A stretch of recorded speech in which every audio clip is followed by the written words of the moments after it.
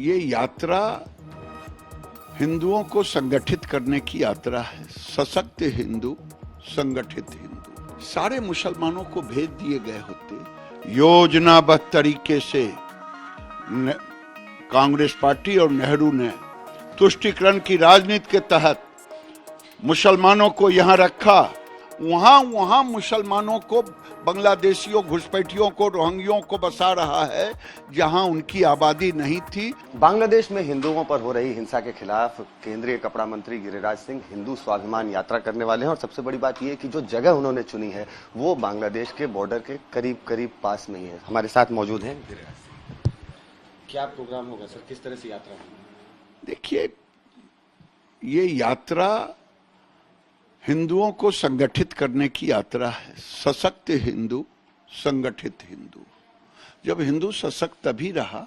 आप देखें बांग्लादेश में जब अंतिम क्षण में ढाका में हिंदुओं ने अपना रैली निकाला, तब पूरी दुनिया हिंदुओं के पक्ष में बांग्लादेश के लिए आवाज उठाने की कोशिश की।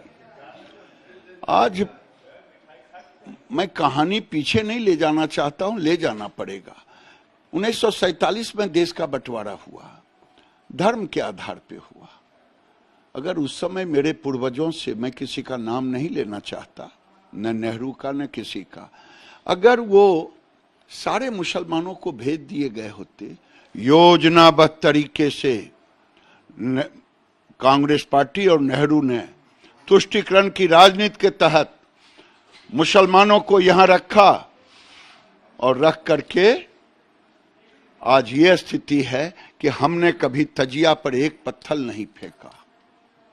लेकिन जब हमारे रामनवमी का जुलूस निकलता है तो बिहार शरीफ में पत्थर फेंके जाते हैं। अब बताएं, मैं कहां निकालूं रामनवमी का जुलूस? रावलपिंडी में कि कराची में? मेरे लिए तो जगह नहीं। ये हालात अगर बिगड़ा है कांग्रेस के पाप के कारण, इसीलिए आज मैं भागलपुर से कटिहार से फिर दूसरे दिन पूर्णिया, फिर तीसरे दिन अररिया, चौथे दिन किशनगंज और पांचवें दिन समापन छठे दिन करूंगा, जगाने के लिए। और हम लोग कहते हैं एकजुट जब हिंदू होता है तो सशक्त होता है, बटोगे तो कटोगे। आप एकजुट होने की बात कर रहे हैं, क्या इसमें शिमला में जो अभी हाल में विवाद देखा गया उसका भी जिक्र है? शिमला ने पूरे देश को दिखाया है।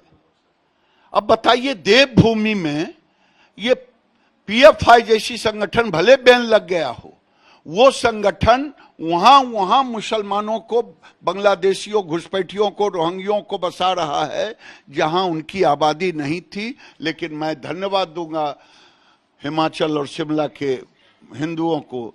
संगठित हिंदू, सशक्त हिंदू। बटोगे तो कटोगे। आपने इस बारे में भी चर्चा की थी कि आप किशनगंज से चुनाव लड़ना चाहते थे, वहां प्रचार करना चाहते थे, वहां से लड़ना चाहते थे। मुझे लड़ने में कोई दिक्कत नहीं। मैं किशनगंज से लड़ने में मुझे कोई दिक्कत नहीं।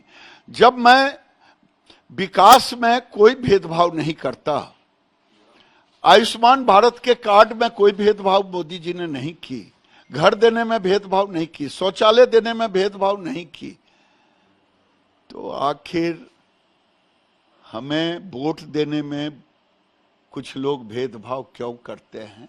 इसीलिए वहां से लड़ो।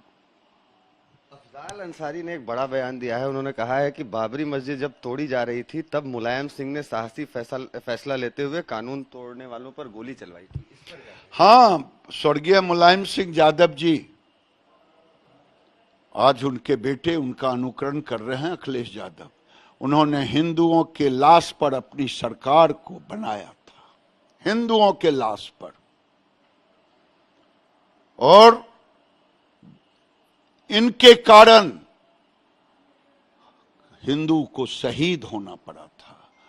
खून की होली उन्होंने खेला मुसलमानों के लिए। आज अखिलेश यादव वही काम कर रहे हैं। तो ये थे हमारे साथ गिरिराज सिंह, जिन्होंने तमाम मुद्दों पर अपनी बेबाक राय रखी। सहयोगी नदीम आलम के साथ आदित्य वैभव।